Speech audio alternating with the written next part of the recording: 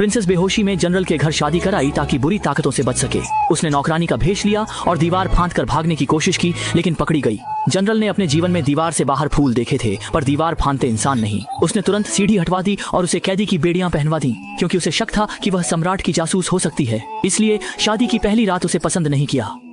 उसे बांधकर शादी के उद्देश्य के बारे में पूछा गया। राजकुमारी कुछ नहीं बताने को तैयार थी। अगले दिन उसे सैन्य शिविर ले जाया गया, जहां उसे खंभे से बांधकर जीवित निशाना बनाया गया और फिर धनुष बाण खींचा गया।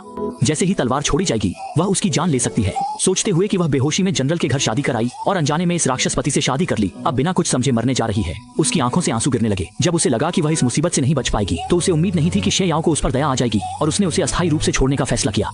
महल लौटने पर राजकुमारी को अपने पिता को पत्र लिखने का मौका मिला, लेकिन शे याओ को यह पता चल गया और उसने सोचा कि राजकुमारी सम्राट को गुप्त जानकारी भेज रही है।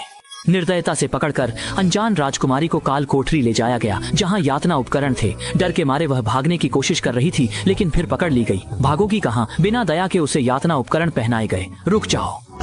महत्वपूर्ण क्षण में शू वांग सेना लेकर समय पर पहुंचे। जब दोनों पक्ष आमने सामने थे, सम्राट के एक अधिकारी ने पत्र शे याओ को दिया। जब उसने सामग्री देखी, तब शे याओ को समझ आया कि वह गलत था। इस समय